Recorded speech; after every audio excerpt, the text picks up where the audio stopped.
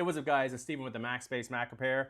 Got this new repair video, but it's not really a repair video, but it's kind of a different kind of repair video. Also, I'm not wearing the MacSpace hoodie or anything, just because it's casual day. So what I got is kind of a different thing, and it's a uniquely different type of repair. I'm gonna go ahead and do the overhead real quick and show you. What I have in front of me is an A2442 14-inch M1 Pro, M1 Max, whatever it is, MacBook Pro 14-inch, 2021. And back in the day when this computer was released, really powerful computer, still a powerful computer today, the actual screens, when you swap them out, you would get these blotches, these squares at the top, and then you would lose True Tone. And apparently, and this is me saying, Apple kind of changed their tune a little bit on the right to repair. They started moving towards right to repair and calibration. So what happened was you would get these square blocks when you swap out a genuine panel with another genuine panel, and then you would get these square blocks, and then the True Tone would go away because it's not the original panel and it's not the original webcam. And the webcam is married to the board. So there's that. And you lose True Tone because it was kind of a software situation. The software knew that you weren't using the original serial of that device and so forth. And there was no calibration tool at the time. When this was released, I think it was, if I'm not mistaken, I think it had Monterey at the time. I may be wrong. It's been a long time. But basically where I'm going with this is that along came Sequoia. I think it was Sequoia. Sequoia came around. There was another patch of Sequoia, and those square blocks went away because you swap it out and you got the square blocks that were gone. However, True Tone did not come back when you swapped it out. You just swapped it, and then you had the square blocks, went away, perfectly working. Now with that said, now what we have is Tahoe. And then what Tahoe does is, this is a rumor, I don't know if it's confirmed. I checked on iFixit. They said this is confirmed true, so forth. If you swap an LCD over, now you get True Tone. As long as it's an original part or a third party that does have a camera, it will calibrate it with the camera, I guess, third party. I'm not exactly sure how it works with third parties, but I'm not exactly sure how it works with this, because this is what this video is. We're going to test this theory out. So what I have right here is a working A2442 model without the screen. And then I have a screen that works right here. And we're going to take that screen apart. So you're going to see the whole repair process when we take the screen and put it on here. So the screen's already taken off, and then we're going to screw it over, and then we're going to update. So I think this is not updated yet. We're going to update the Tahoe. So we're going to do an update. Then we'll speed up the video. Fast forward it in this area. I'm going to edit the video for just the OS install portion so you can see it go quickly. We won't edit it in a sense, it'll just be sped up. And then we're going to go ahead and try this thing out that apparently Apple has released a calibration tool in Tahoe. And I don't know exactly what version. I just got to look. I'm going to update to the latest version because it should be there. And you click calibration or calibrate LCD, and apparently you get True Tone back. And it completes. Now, it's going to know that you replace the screen. It will know that because on the hardware diagnostic tests, it will tell you that the screen has been replaced, that it's not the original. But I don't know what it will do now, so we're going to go ahead and show you what it does there, and we're also going to show you what it does in the beginning for calibration, and we're going to test all these theories out and see what happens. But we're going to start from beginning to end. So we already have the screen pulled. This screen was originally, we have a panel. We have the original webcam, and we have a panel for it, but in the meantime, we're going to continue doing LCD panel repairs no matter what. Because it's just cheaper. It's cheaper to do the LCD panel repairs, do the hard labor for it, and save a little bit of money for the customers. And it costs a little bit more just to get an original panel pull from devices that had bad boards, but the screen was good. So it just comes down to that. Now, I don't know anything about this device. This device, we got it in a bin of laptops that we don't know where it came from. We just got it from a box of laptops that we buy. So, we buy in bulk for parts sometimes. We don't buy a bunch of them. We just get what we can get, and we go from there. Now, this laptop specifically is for parts, and why it's for parts is that it is activation locked. It's not lost or stolen. It's just people forget to sign out. It happens. People get rid of their device. They forget to sign out. They ship it to a company. Company gets it back. It was a return. Companies get returns all the time, and then next thing you know, they get the device is locked. They can't do anything with it because the customer they sold it to failed to sign out, and they can't really do much about it. They get refunded, and they can't really fight that. It's kind of a process that sucks.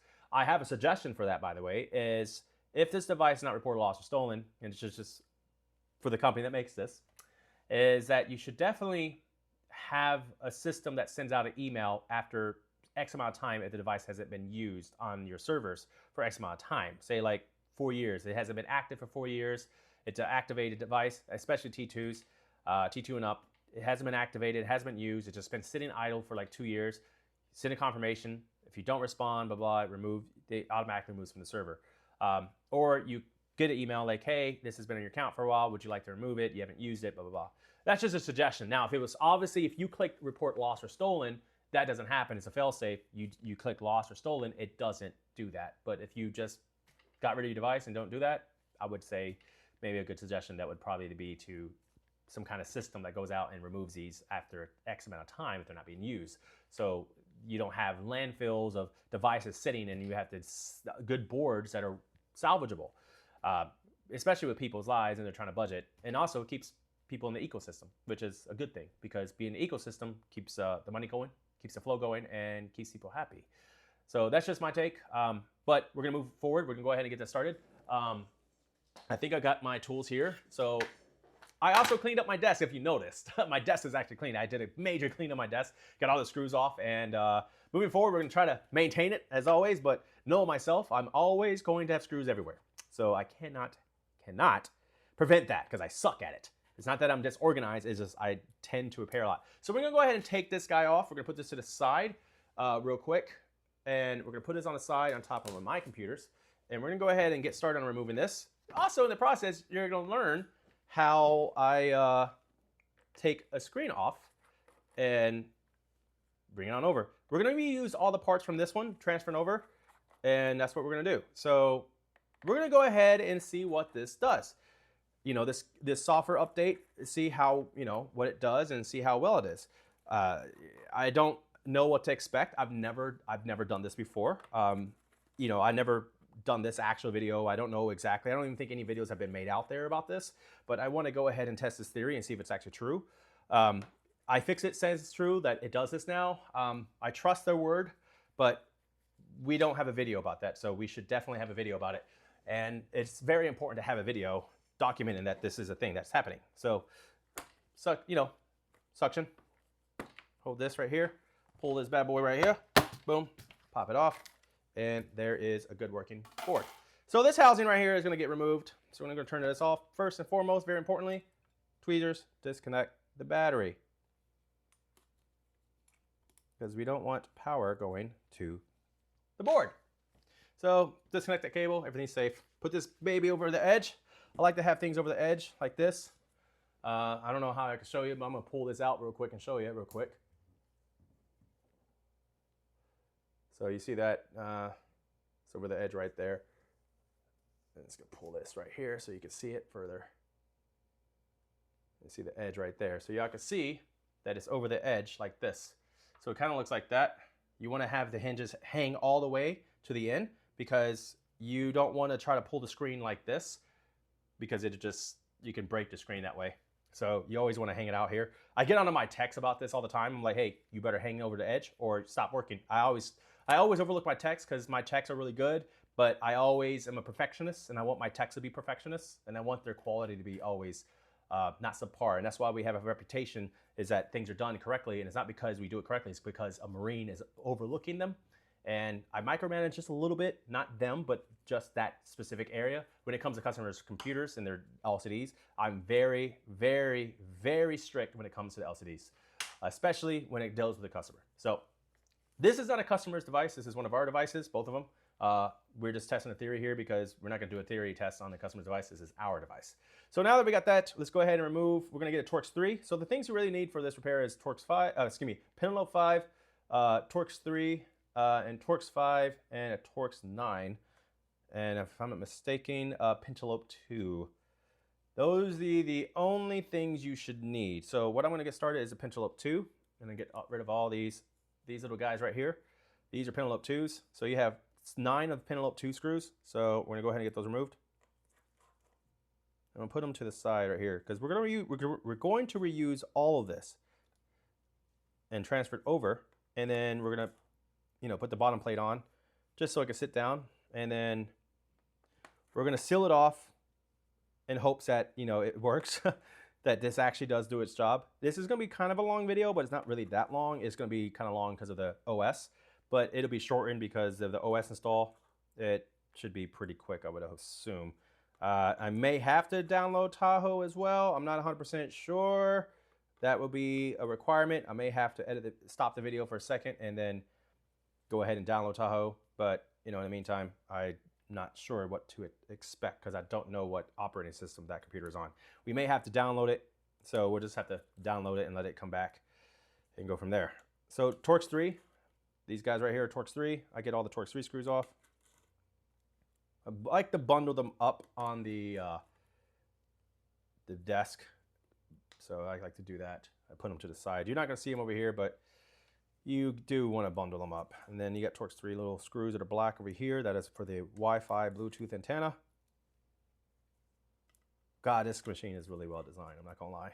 It's not even the simplicity, but it is difficult. But the simplicity idea of how to do the way the boards look, the architecture, I do appreciate their work and their engineering, because my brain is an engineering brain and I like to see things a certain way. Okay, so all these cables disconnected. Disconnect those cables first. Let's move towards the Torx 3. Gotta remove these guys right here. Oh, that one's a little loose, isn't it? What is this?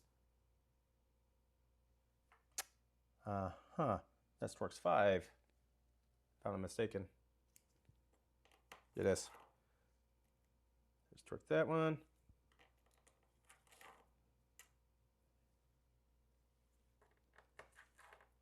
I like to put them on the side so I know where they are.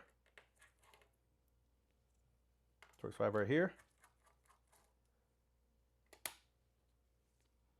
Torx 5 right here. Torx 5 right here. Right here. Right here. Right here. Okay, we're going to get Torx 3. We're going to go ahead and remove this because the lid sensor is the original one for this one. So we're going to bring that lid sensor over as well because it is the original lid sensor with this LCD. So we need to bring that lid sensor. Oh, what am I doing? I have a habit of taking things apart. That is not what I'm trying to do here. Okay, so go ahead and pull this off. Got the Wi-Fi antenna off. Lift this up. Lift this up. And then remove this. And then remove this guy right here. Put him aside. Okay, now you have the need for a Torx 9. Remember, keep it all the way out.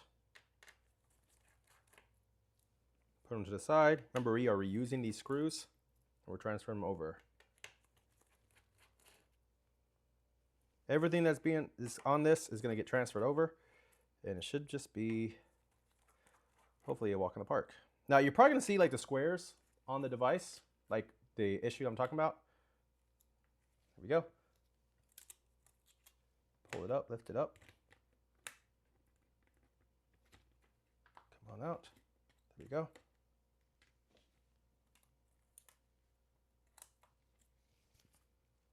Good.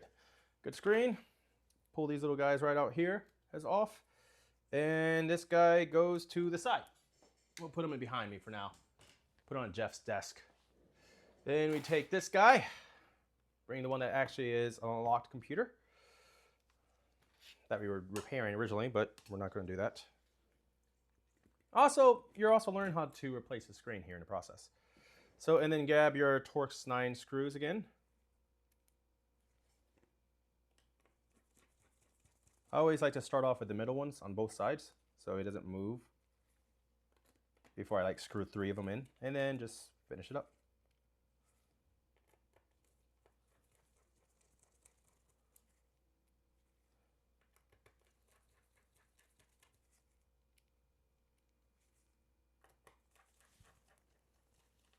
Kind of weird how I do screws sometimes. Okay, there's that one. Now you can just kind of bring it to the edge and close it down so you get more room. Put this bad boy right here. Now you need to bring these guys over. You need to tuck this under right here So you can see that. Then the same thing on this one. Make sure that the band right here is hanging towards you so that these the ribbon cables can tuck underneath. Then snap down. There we go. And then next thing is you put the Wi-Fi antenna back in place. Well, actually, you put these guys in place first. Then you put the Wi-Fi antenna over it. There we go. Don't need the Torx 9 anymore. The Torx 5. Now remember, we're just going to go assume that this is going to work. If it doesn't, well, that's what the video is for. Also, if it doesn't calibrate, I have a reason, I have an understanding why.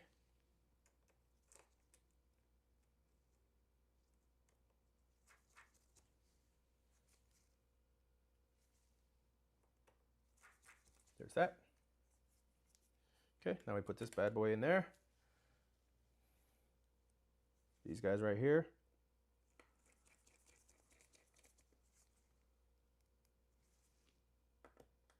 So you're just basically working in reverse now.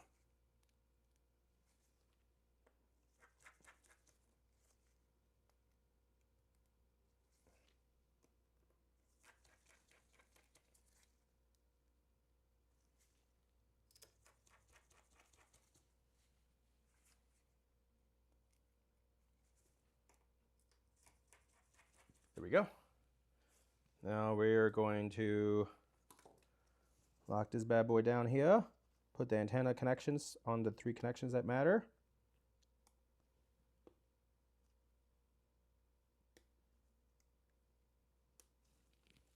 Go. And this is Torx 5. We don't need the Torx 5 anymore. We need Torx 3 now. So we can put the Torx 5 away.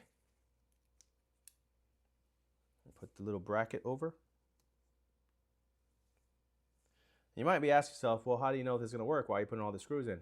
Because if it works, I don't have to go back and put all the screws in, if that makes sense. But if it doesn't work, well, it doesn't work.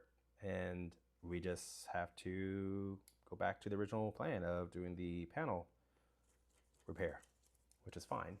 That's what we already do anyways. But we just want to make sure that it works, and that's what we're doing. But I don't want to work longer or harder. I just want to work efficiently. Efficiency is important for me. Oh, something kind of off topic here. My nephew, his name is Zane. I'm not going to say anything else, but he joined the Marine Corps. He went to boot camp yesterday. He texted me. He says, I have arrived at Paris Island. I haven't heard from him since. And if you're a Marine, you know what that means. So I know what that means because I remember my first time setting foot in those yellow footprints. And I ain't gonna lie, I was scared. I was living in my, I guess a lot of these videos have a little bit of history about who I am. I was living in my car when I was 19 years old. I was kicked out of my house. I was a disrespectful teenager. I'm not gonna lie to you. But I had nothing to my name, and my car was failing, and I decided to do something about it. I walked into the recruiter's office, and I didn't walk into the Marine Corps office. I walked into the Air Force office at the time because it was instilled in me that all my family wants me to join Air Force, join Air Force, join Air Force.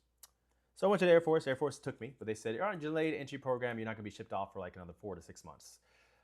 I was like, well, I'm not going to survive 4 to 6 months. I need to go now. Is there any way to speed it up? And it's like, no, sir. So anyways, I walked into the Marine Corps office and I said, how long would it take for you to get me to boot camp? This was back in 2006. And they said, we can have you within a week. We can have you at boot camp within a week because during the time, war was already happening, and that was scary for me. So anyways, I said, sign me up. I filled out the paperwork. He was a staff sergeant at the time. He was an Asian staff sergeant. I don't remember his name, but I guess I could find out one day. And I went to MEPS, passed my ASVAB and all that, and I became an electrician because my scores were pretty high enough for me to be an electrician. which is required to be electrical engineer. I was attached to engineer platoon out in 2 MEF 2nd MHG on Camp Lejeune.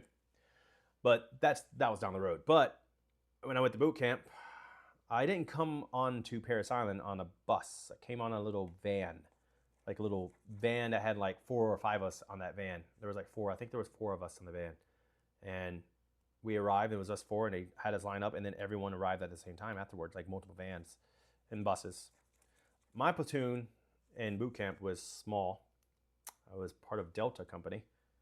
I can't remember. Was it Delta? It's been a long time. It's been over 20 years almost. It's been 20 years. But anyways, I remember my first time going, and I had my phone with me, my cell phone. It was a Sidekick 2. I had a Sidekick 2. If y'all don't know what that is, look it up. Sidekick 2 phone. It had like a keyboard and a QWERTY keyboard. It was pretty cool. It was actually it was a smartphone back at the time. It wasn't like super smart, but you could play like Sonic Hedgehog, and it had an app store at the time. And you could download games and stuff. And that was a cool little phone. But at the time, I was scared, and that was it. I asked my nephew before he left, I was like, "Are you nervous?" He's like, "I'm not nervous." But his feet were, you know, where you start shaking your foot like this, like you're tapping the floor, and you just keep tapping the floor. It's called nervousness. But he couldn't fool me. So anyways, haven't heard from him since. And definitely, they took a cell. Obviously, they took a cell phone. So there's that. Oh, anyways, I know he's doing to do well. His family wanted the best. You know, my mom. You know, his grandmother, and his aunt. Everyone. He was being rebellious, and I told him I didn't convince him. He just said, like, "I want to be like you, Uncle." And I was like, "All right. Well, if you want to be like me, you need to join the Marine Corps." He joined the Marine Corps, and I will be seeing him in 13 weeks as of, we got there yesterday, so 13 weeks. So technically 12 weeks and 6 days. Good luck, nephew. All right, back to the repair. So we got this done. So we're gonna go ahead and I'm just gonna put the other bottom plate from the other computer on here for now, just so we can do this. We're gonna use actually, no, we're not. I'm gonna go grab the actual bottom plate that I have. That actually belongs to it, because I have it right here. So we can match the serial, because I have the original back plate for this one. Here it is right here. Got it. Just don't mix it up. Do it right. We're not going to screw it down. That part I'm not going to screw down. We're going to take this off, the parts thing off. And we're going to go ahead and see what it does. We're going to do everything here and show you what I see. Screen obviously works. We know that. There's that. Successful repair already. But we need to know what is going to happen here. So what I'm going to go ahead and do is try to get... So we're on Sequoia, so the square blocks are gone. Looks like. So the square blocks on this one has been updated. So we're going to go ahead and get started. But True Tone is not there. So this should not be too hard to upgrade. Go ahead and continue. All this. Not now. We're going to go ahead and say my computer does not connect to the internet. Because why? It's like we want to connect it later. We want to speed through this real quick. So this is showing you from the beginning to end what this does. And go from there. We're not going to be migrating anything. I said not now. Okay. We're just going to do, I'm going to go ahead and create a name. Let's say admin. Because we're just going to wipe this again anyways. Continue. All right. Headed. Admin and admin. Password admin. Doesn't matter. We're going to wipe it again. We just want to see the calibration tool, see if it does it. And go from there. So we've got to wait for it to create the account. So this is going to take a second. So this process right here might be sped up. After this, we're just going to go through the motions. We like to enable location services on this Mac. Why? Because we want the time to be accurate. Share analytics, good, sure. Continue. I don't like Siri per se. I don't really use her. I don't really like voice assistants. It's just me. Nothing against it. Just I don't like using it. Touch ID is there. We'll set up later. We know it works. And skip this and continue. Welcome to Mac. Hit the continue button right here. All right. So system clock is incorrect. Yes, because the internet is not connected. Go ahead and click this.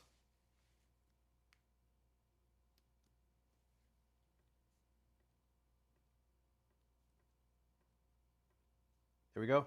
System clock is corrected. All right, so let's go ahead and see what we got here first. So this is Sequoia 15.3. So Sequoia, I think 15.2 or 15.1 is where I got rid of the square blocks. But if you go to, and I'm going to show you this right here. If you go to displays, you don't see True Tone. True Tone is gone. This is an original panel, but the True Tone is not being shown. So you look at it, that True Tone is not present. It's not there. So we need to update this. So we need to go to Tahoe, I think Tahoe something. So what we're going to do is we're going to go to General, Software Update. We're going to check for the latest update. And we're just going to let it download. And let it download because we want to go ahead and install it naturally here. And then we're going to go ahead and apply the LCD calibration with Tahoe. Let's just see if it sees it first and foremost. Speaking of which, it might be wise for me to hook up a direct line to this instead of the Wi-Fi, because a direct line gives us faster speed. So we're going to go ahead and find that direct line wherever it is. And I think that's it right there. We're just going to do this.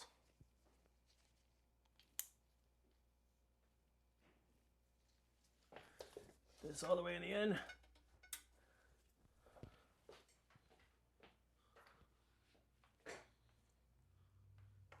Upgrade now, 26.3. We're gonna go ahead and upgrade now. I'm gonna put this closer to the Wi-Fi right there. I'm gonna scoot this over. Yes, allow the LAN. Go ahead and upgrade this. Gotta type in the password. And let it download Tahoe. We're gonna let it download real quick, and we're gonna test this theory out. In the meantime, I'm gonna step away and let this keep recording.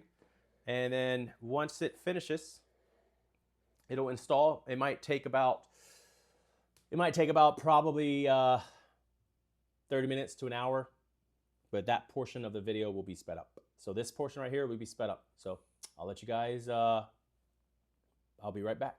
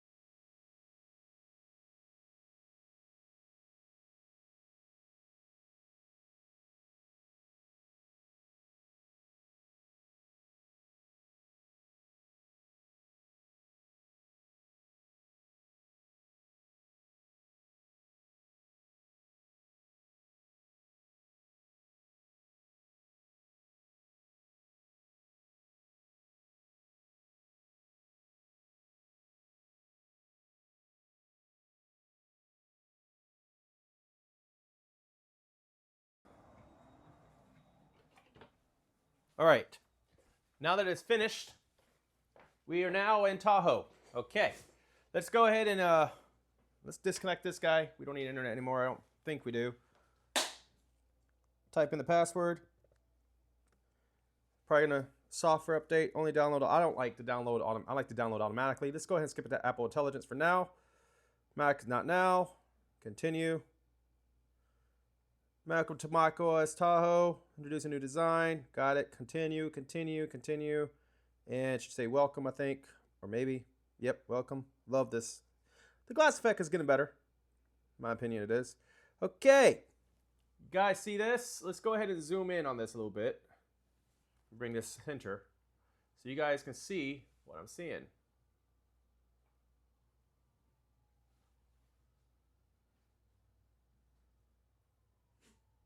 Okay, so we have finished your display repair right here. Before we hit finish, let's go ahead and look down again. Let's look at displays. And there's, you see that? True Tone. Very awesome. Bad timing for the phone call. Hold up. Thank you for calling the MacSpace MacBook Pro. This is Steven speaking. How may I help you? Yes.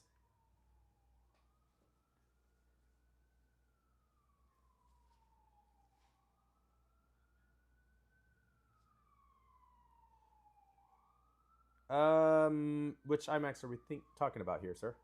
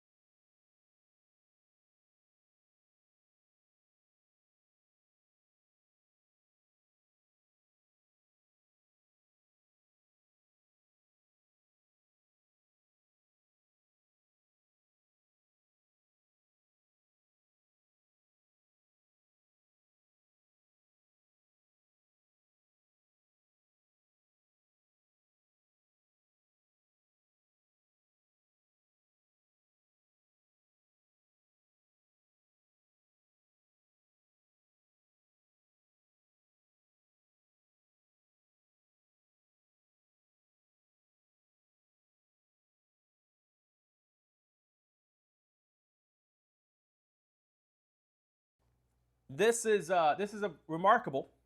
I haven't calibrated the screen yet, and True Tone is already showing up.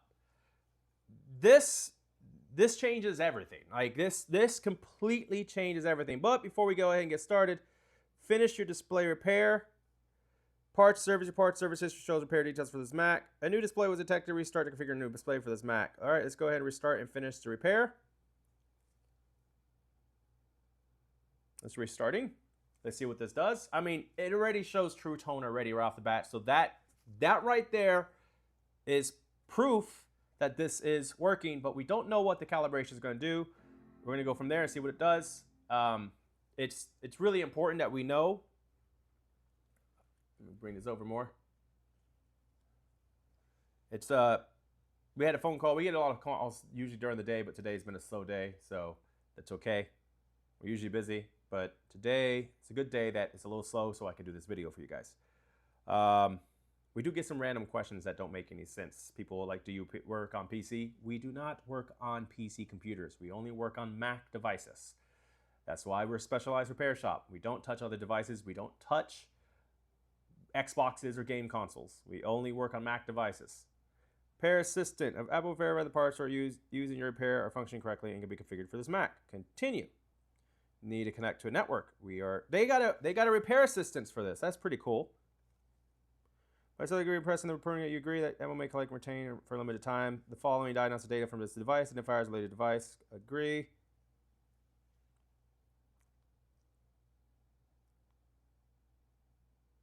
Keep this Mac connected to the internet until. This is a genuine Apple part. Part service history. This is a genuine Apple part. So it says it right there.